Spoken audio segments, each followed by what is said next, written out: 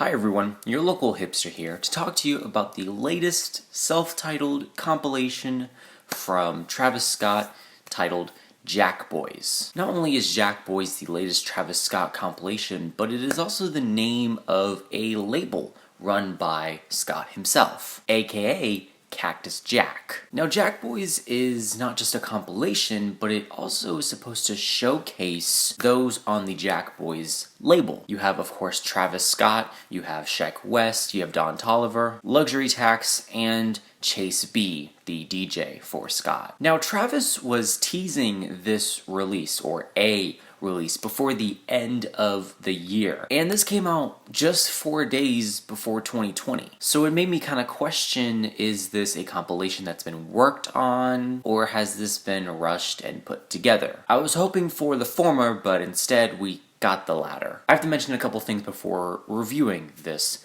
comp. There are numerous things that this album is. It's a mixtape. It's an album.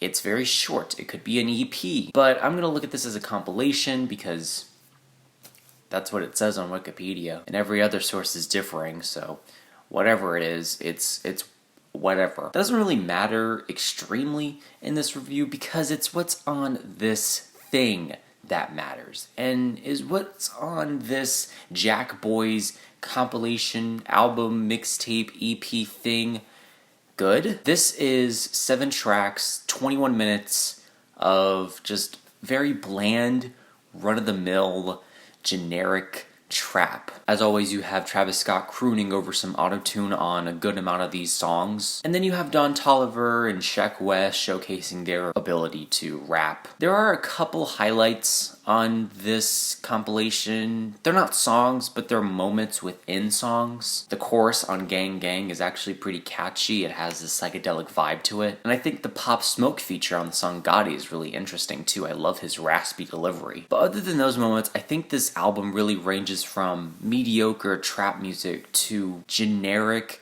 and boring, run-of-the-mill trap. You have the song Highest in the Room kick-starting off this entire thing, which is actually not Highest in the Room, but a remixed version of the song featuring Rosalia and Lil Baby. And while Rosalia has some ad-libs here and there helping Travis croon over some auto-tune, and her feature comes in and she sounds fine, she sounds okay. Nothing really stands out about her feature. It just kind of feels like it was put over this without any forethought. The Lil Baby feature, he continues to do his best Young Thug impression.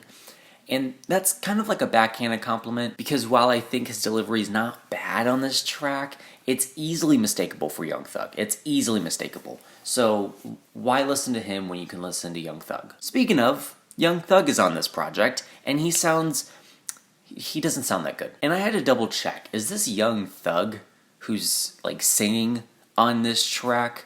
And his vocals sound god-awful. And while it isn't uncommon for Young Thug and Travis Scott to work together, this has to be one of the worst collaborations I've heard in a while. Anyway, back to the start of this album. After the song Highest in the Room, we get the intro cut, the title Jackboys, which is like this 40-second instrumental passage that really does nothing to add to the album. The only thing it does nicely is it just kind of eases ourselves into the next track, so why wasn't it just put onto the next track? That being Gang Gang featuring Sheck West. While this song has a nice chorus, this entire track does not justify its runtime.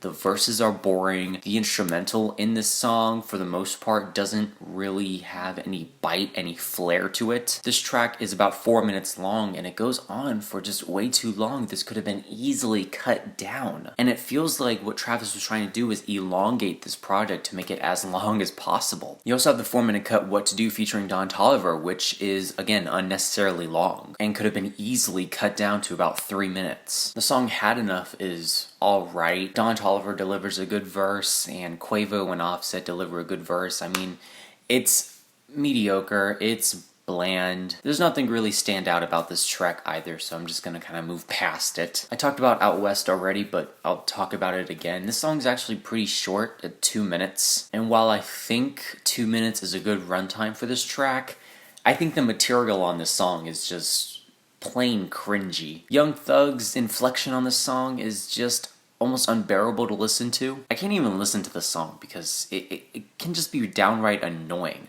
to listen to this thing over and over and over again. The song What to Do has a nice psychedelic flavor to it, as I think that's what Travis Scott's really good at, having this nice psychedelic vibe to it. I mean, come on, 2018's like biggest hit was Sicko Mode. A song that I thought was really creative, and I really enjoyed it when it came out, and I still enjoy it to this day. However, I fail to see any creativity on this project. And the only moments that are worth going back to are only portions of songs, not entire songs in general. Really, the only song I might go back and listen to is the song Gotti. There's a good beat to the song, a good rhythm section to the song. The verse from Pop Smoke is really good. Again, his raspy delivery is something that I really enjoy. The chorus on this thing too is just a little catchy. And the Travis Scott verse on this thing is enjoyable too. Overall, this isn't a bad cut. However, I just fail to see this even standing out in Travis Scott's entire discography, because it sounds like what you can get on Rodeo. It sounds like what you can get on Astroworld. It's not doing anything impressive or amazing, and unfortunately, it seems to me that it's just doing the bare minimum. And it's really unfortunate that the bare minimum is something that I resonate with the most on this album, because overall this project is scant. It sounds rushed, and is easily one of the weakest things Travis Scott has put out to date. The worst part about it is that it was supposed to showcase what each individual on the Cactus Jack label could do. However, this compilation does not make me excited to see what these artists are going to do next. And as a whole, I think this compilation failed to do what it was supposed to do. Instead, I just don't really see myself going back to this at all. Yeah, this is disappointing. This is disappointing. This is upsetting. This is drab, weak, repetitive, a little annoying too, which is why I'm giving this album a D+.